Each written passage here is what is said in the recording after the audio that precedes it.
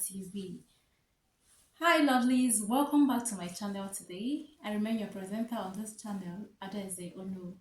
So today I want us to talk about words formed with the Igbo alphabet, starting from letters A to G.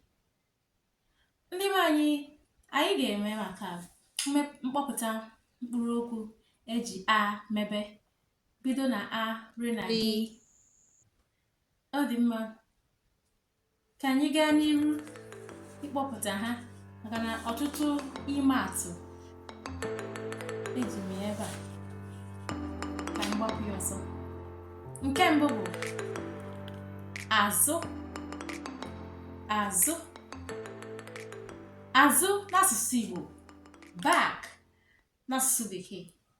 Azụ n'asụsụ Igbo, back n'asụsụ Bekee. Azụ in Igbo language, back in English language. Azụ in Igbo language, back in English language. Ọzọ bụ aka. Aka n'asụsụ Igbo, hand n'asụsụ Bekee. Aka n'asụsụ Igbo, hand n'asụsụ Bekee. Aka in Igbo language, hand in English language. Ọzọ bụ azịza. Azịza n'asụsụ Igbo, broom n'asụsụ Bekee. Azịza n'asụsụ Igbo, broom n'asụsụ Bekee.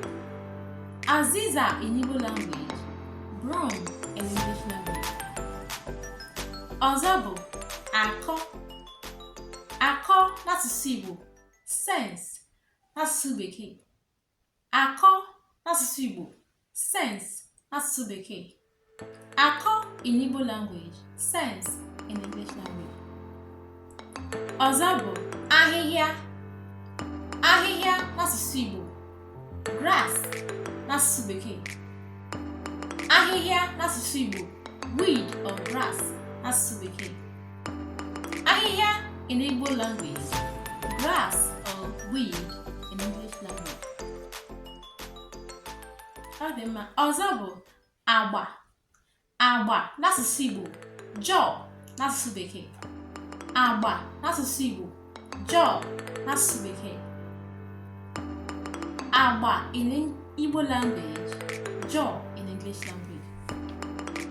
Ọzọ bụ azụ. Azụ n'asụsụ Igbo, fish n'asụsụ Bekee. Azụ n'asụsụ Igbo, fish n'asụsụ Bekee. Azụ in Igbo language, fish in English language. Ọ dị mma. Ọzọ bụ akịka. Akịka n'asụsụ Igbo, termite n'asụsụ Bekee. Akịka n'asụsụ Igbo, termite n'asụsụ Bekee. Akịka in Igbo language, termite in English language. Ọ dị mma. Anyị ga-aga na mkpụrụ edemede nke na-esota a, b. Bịa n'asụsụ Igbo, come n'asụsụ Bekee. Bịa n'asụsụ Igbo, come n'asụsụ Bekee. Bịa in Igbo language, come in English language. Ọzọ bụ buru. Buru n'asụsụ Igbo, carry n'asụsụ Bekee. Buru n'asụsụ Igbo, carry n'asụsụ Bekee. Buru in Igbo language, carry in English language. Ọzọ bụ bata. Bata n'asụsụ Igbo, come in n'asụsụ Bekee. Bata n'asụsụ Igbo, come in n'asụsụ Bekee. Bata in Igbo language, come in English language. Bata in Igbo language, come in English language. Ọzọ bụ banye. Banye n'asụsụ Igbo, enter n'asụsụ Bekee.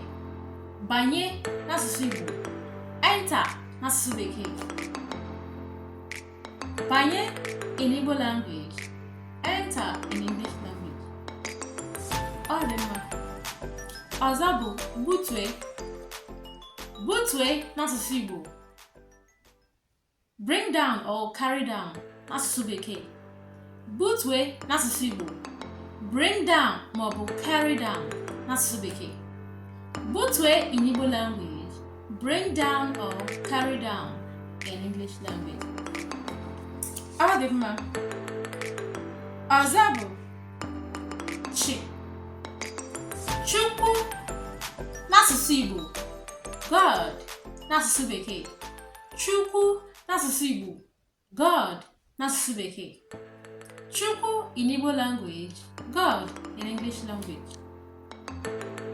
Ọzọ bụ Cheta. Cheta n'asụsụ Igbo. Recall n'asụsụ Bekee. Cheta n'asụsụ Igbo. Recall n'asụsụ Bekee. Cheta in Igbo language. Recall in English language. Ọzọ bụ Chezọọ. Chezọọ n'asụsụ Igbo. Forget n'asụsụ Bekee. Chezọọ n'asụsụ Igbo. Forget n'asụsụ Bekee. Chezọọ in Igbo language. Forget in English language. Ọzọ bụ Chere. Chere n'asụsụ Igbo. Wait n'asụsụ Bekee. Chere n'asụsụ Igbo. Wait n'asụsụ Bekee. Chere in Igbo language. Wait in English language. Ọzọ bụ Chọpụta.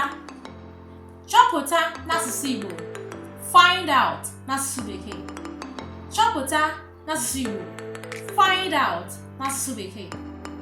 Chọpụta in Igbo language. Find out in English language. Ọzọ bụ Chọọ. Chọọ n'asụsụ Igbo. Find n'asụsụ Bekee. Chọọ n'asụsụ Igbo. Find n'asụsụ Bekee. Chọọ in Igbo language. Find in English language. Ọ dị mma, ka anyị gaa na nke na-esote ya. Dinta n'asụsụ Igbo. Hunter n'asụsụ Bekee. Dinta n'asụsụ Igbo. Hunter n'asụsụ Bekee. Dinta in Igbo language. Hunter in English language. Ọzọ bụ Dọkịnta. Dọkịnta n'asụsụ Igbo. Doctor n'asụsụ Bekee. Dọkịnta n'asụsụ Igbo. Doctor n'asụsụ Bekee. Dọkịnta n'asụsụ Igbo. Doctor n'asụsụ Bekee. Dọkịnta in Igbo language. Doctor in English language. Ọzọ bụ Dee. Dee n'asụsụ Igbo. Write n'asụsụ Bekee. Dee n'asụsụ Igbo. Write n'asụsụ Bekee. Dee in Igbo language. Write in English language. Ọzọ bụ Depụta. Depụta n'asụsụ Igbo. Write out n'asụsụ Bekee. Depụta n'asụsụ Igbo. Write out n'asụsụ Bekee. Depụta in Igbo language. Write out in English language. Anyị gaa na nke na-esota ya. Efere n'asụsụ Igbo. Plate n'asụsụ Bekee. Efere n'asụsụ Igbo. Plate n'asụsụ Bekee. Efere in Igbo language. Plate in English language. Ọzọ bụ Eju maọbụ ejula. Snail. Eju maọbụ ejula n'asụsụ Igbo. Snail n'asụsụ Bekee. Eju maọbụ ejula n'asụsụ Igbo. Snail n'asụsụ Bekee. Eju maọbụ ejula in Igbo language. Snail in English language. Ọzọ bụ Echezona. Echezona n'asụsụ Igbo. Don't forget n'asụsụ Bekee. Echezona n'asụsụ Igbo. Don't forget n'asụsụ Bekee. Echezona in Igbo language. Don't forget in English language. Ọzọ bụ Esu. Esu n'asụsụ Igbo. Millipede n'asụsụ Bekee. Esu n'asụsụ Igbo. millipede n'asụsụ bekee. Esu in Igbo language, millipede in English language. Ọzọ bụ ego. Ego n'asụsụ Igbo, money n'asụsụ bekee. Ego n'asụsụ Igbo, money n'asụsụ bekee. Ego in Igbo language, money in English language. Ọzọ bụ eze. Eze n'asụsụ Igbo, teeth n'asụsụ bekee. Eze n'asụsụ Igbo, teeth n'asụsụ bekee. Eze in Igbo language, teeth in English language. Ọzọ bụ eze. Eze n'asụsụ Igbo, king n'asụsụ bekee. Eze n'asụsụ Igbo, king n'asụsụ bekee. Eze in Igbo language, king in English language. Ọ dị mma. Anyị ga na keneta ya. Fi, fe, fe n'asụsụ Igbo, fly n'asụsụ bekee. Fe n'asụsụ Igbo, fly n'asụsụ bekee. Fe in Igbo language, fly in English language. Ọzọ bụ fepụ. Fepụ n'asụsụ Igbo, fly out n'asụsụ bekee. Fepụ n'asụsụ Igbo, fly out n'asụsụ bekee. Fepụ in Igbo language, fly out in English language. Ọzọ bụ fikọ. Fikọ n'asụsụ Igbo, rumple n'asụsụ bekee. Fikọ n'asụsụ Igbo, rumple n'asụsụ bekee. Fikọ in Igbo language, rumple in English language. Anyị ga na keneseta ya. G. Ga n'asụsụ Igbo, go n'asụsụ bekee. Ga n'asụsụ Igbo, go n'asụsụ bekee. Ga in Igbo language, go in English language. Ọzọ bụ gụọ. Gụọ n'asụsụ Igbo, read n'asụsụ bekee. Gụọ n'asụsụ Igbo, read n'asụsụ bekee. Ọzọ bụ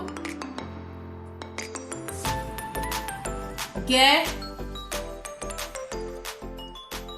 Dịka gee ntị, listen. Gee n'asụsụ Igbo, listen n'asụsụ bekee.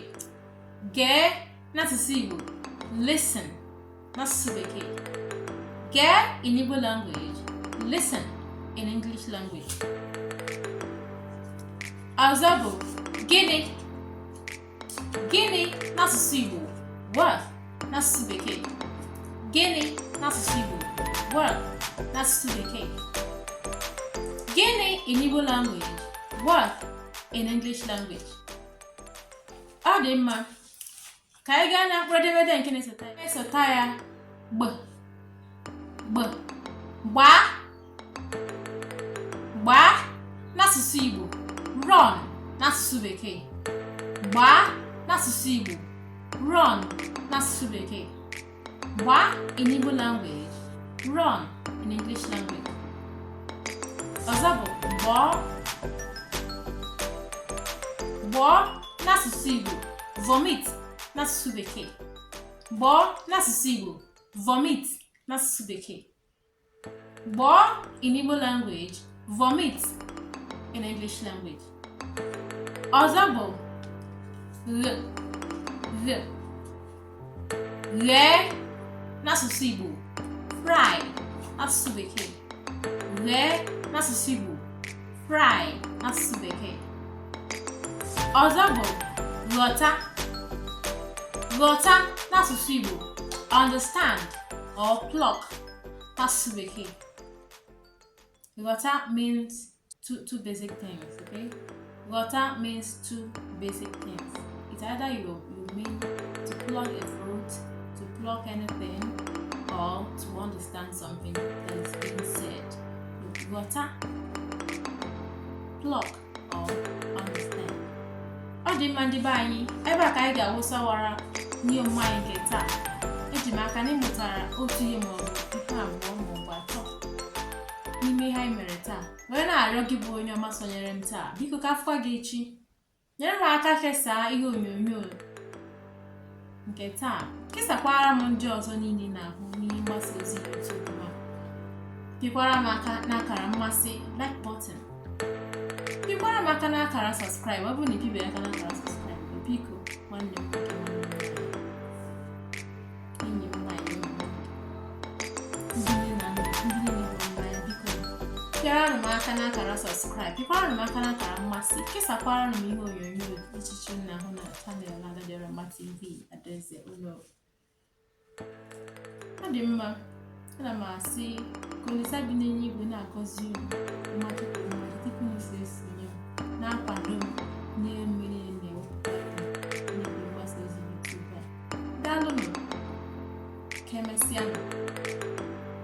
Alright lovelies, this is where we draw the curtain for today's lesson, hoping that you learned 1 or 2 or 3 points adding to the ones you learned before. Please remember to click on the subscribe button if you've not done that, and also share this video to other people. Let us all join hands in promoting and preserving our culture and language. I remain your presenter on this channel, Adaeze Ono. Remember to click on the like button and on the subscribe button, and also on the share button. Let it go viral. Doing here. I also teach on Zoom, please. If you want one-on-one lesson, I teach on Zoom. Chat me up. You can use the comment box. Drop your comments there. Then from there we'll pick up and know how you want your lessons to go.